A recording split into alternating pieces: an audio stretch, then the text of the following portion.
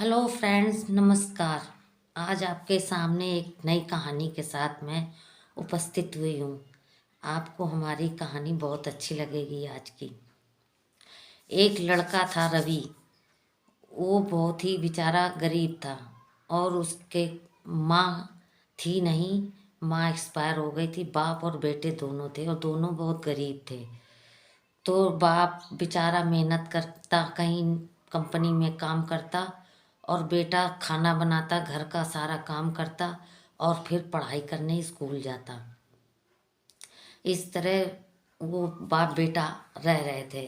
बाप को बड़ी टेंशन थी कि हमारा बेटा घर का काम करता है, इसको तो पढ़ाई के लिए टाइम चाहिए। तो उससे बोले, बेटा खाना तुम मत बनाया कर, मैं बना लिया करूँगा। कहने लगा, नहीं पापा, आप सारा दिन मेहनत करते हो। मैं तो स्कूल से लंच आ जाता हूँ हाफ टाइम दोपहर में, तो मैं खाना आराम से बना लूँगा। आप घर की टेंशन मत लो। आप अपना काम करो, मैं अपना काम कर लेता हूँ और पढ़ाई भी कर लूँगा साथ साथ। इस तरह वो बच्चा पढ़ने लगा। पढ़ने में भी बहुत तेज था वो बच्चा। पढ़ते पढ़ते एक दिन क्या हुआ कि उसके घर में आया वो लड़का और घर में लकड़ियां नहीं थी, गीली लकड़ियां थी। बेचारा चूल्हा फूंक फूंक के उसकी आंखें में इतनी लाल हो गई और आंसू इतने भर गए और चूल्हा नहीं जल रहा था। इतने में उसका पिता आ गया और उसने देखा। उसको बड़ी चिंता टेंशन हो गई। वो आके उसको हाथ पकड़ के उठाया और चूल्हा जो था उसको पानी डाल के बुझा दिया और बाहर लेके आया। कहा, बेटा तू खाना मत बनाया कर, मैं बना लिया करूँगा। कि कैसे तेरी आंखें लाल हो गई, देखो कितने आंसू भरे हैं। कहे, नहीं बापू, आप दिन भर मेहनत करते हो, मैं स्कूल से दोपहर में तो आ जाता हूँ ना, मैं बना लूँगा, आप क्यों पर कहते नहीं आज खाना नहीं बनेगा। तो कहने लगा, पिताजी हम खाएंगे क्या अगर खाना नहीं बनेगा। तो कहने लगा, बेटा आज मेरी सैलरी मिली है, आज हम खाना बाहर खाएंगे। तो बेटा खुश हो गया। दोनों गए और जाके बाहर खाना खाया। खाना खा के घर आया। सुबह फिर हुई। इस तरह जिंदगी गुजर बसर उनकी चलती रही। किसी तरह अपना काम वो उसका चलता रहा। बेटा पढ़ता भी रहा और बाप मेहनत मजदूरी करके और अपना घर का खर्चा भी चलाता रहा। इसी तरह काफ़ी दिन बीत गए। एक दिन बच्चा स्कूल चला गया था और बेटा पिताजी काम पर चले गए। तो काम कर रहा था, लोहे की कंपनी में काम कर रहा था। तो उसके ऊपर एक बड़ा सा लोहा गिर गया। तो उसके हाथों में बहुत चोट आई। उसको हॉस्पिटल लेकर के गए। हॉस्पिटल ले जा कर के उसकी इलाज कराया। इलाज के दौरान उसके हाथ दोनों काट दिए गए पिताजी के। अब जब ठीक हो गया तब वो घर आया। अब उनके घर में बहुत परेशानी हो गई।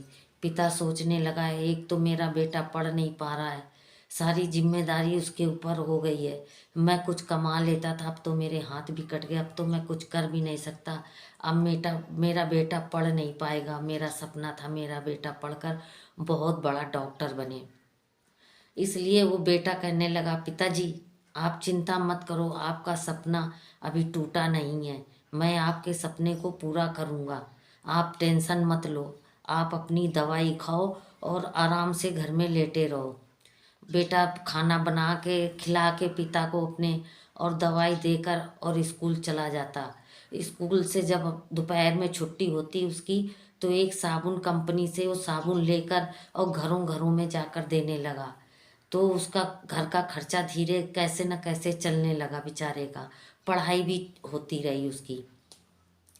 एक दिन उसने पढ़ाई पूरी कर ली, 12वीं पास कर ली। फिर उसको डॉक्टर का फॉर्म भरना था और उसके पास पैसे नहीं थे। वो बेचारा बड़ा दुखी परेशान अपने पिता को भी नहीं बता सकता था। उसने सोचा, आज मैं संडे को और शनिवार दोनों को मैं साबुन बेचूंगा, क्योंकि लास्ट डेट है, अगर निकल गई तो मेरा साल बेकार हो जाएगा। और इस तरह वो साबुन बेचने निकला। सारा घूम आया, सारा दिन घूमा, लेकिन उसका एक भी साबुन उस दिन नहीं बिका। और कंपनी वाले भी कहने लगे कि मैं उधार साबुन नहीं दूंगा। बेचारा दुखी परेशान हो गया और भूख भी इतनी उसको लगी थी, उसके पास पैसे नहीं थे बेचारे के कि कुछ खा लेता। वो एक गली से गुजर रहा था, वहाँ एक बड़ा सा मकान था, अच्छा सुंदर बना था। उसने सोचा यहाँ पे मैं जाऊँ, देखूँ शायद कोई ले ले साबुन। तो उसने दरवाज़ा खटखटाया, तो एक लेडीज़ निकली।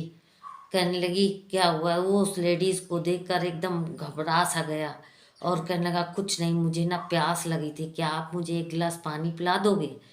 तो वो कहने लगा अभी आती हूँ। वो गई अंदर, एक गिलास पानी लाई और एक बिस्किट का पैकेट, और उससे कहा ले बिस्किट खा ले, खाली पेट पानी नहीं पीते, तू शायद हमें लगता है भूख लगी है तुझे।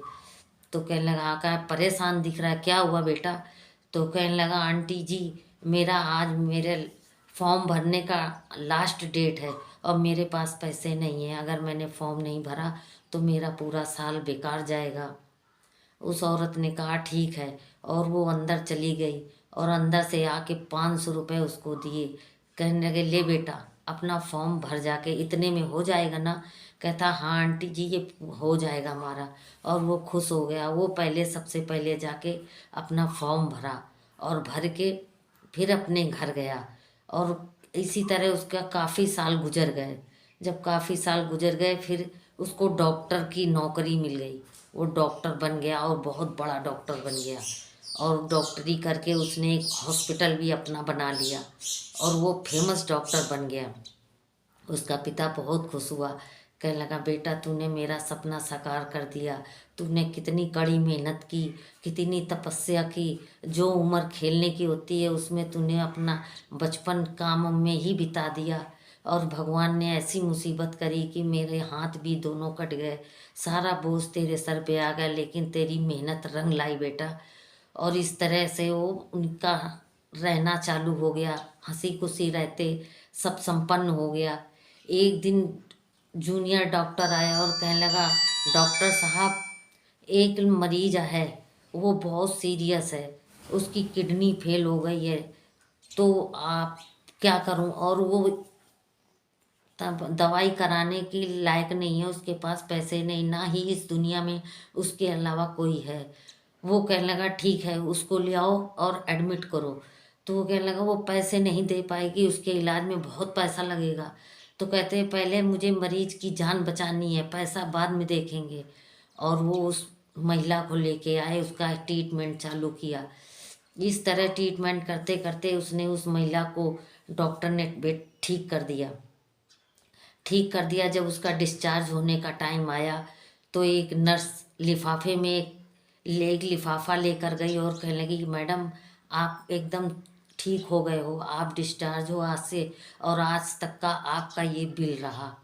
उस लेडीज़ ने घबराते हुए लिफाफा पकड़ा और पकड़ के सोचने लगी मेरे पास तो पैसे भी नहीं हैं, मैं कहाँ से दूंगी, पता नहीं कितना बिल बना होगा।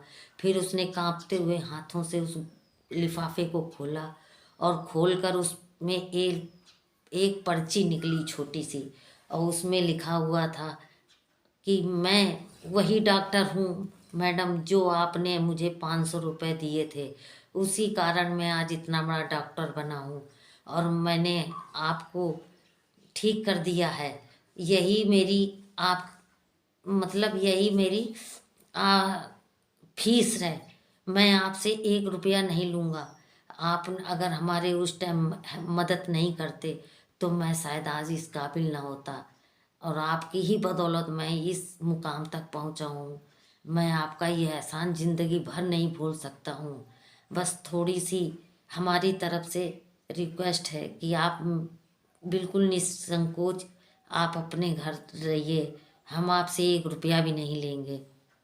उस महिला की आंखों में पानी आ गया और वो रोने लगी, और उसने उसको अपने सीने से लगाया और कहा शाबाश बेटा, बेटा हो तो ऐसा हो। आज की कहानी यहीं तक। आपको कैसी लगी? अगर आपको अच्छी लगी हो तो आप प्लीज़ प्लीज़ प्लीज़ लाइक कीजिए, कमेंट कीजिए, शेयर कीजिए, और अगर चैनल में पहली बार आए हैं तो मेरे चैनल को सब्सक्राइब कीजिए, जिससे कि आप तक हमारी कहानियाँ पहुँचती रहें। आज के लिए यहीं तक। धन्यवाद, नमस्कार। अगली कहानी के साथ फिर पेश होंगी, तब तक के लिए शशि जी को आज्ञा दीजिए।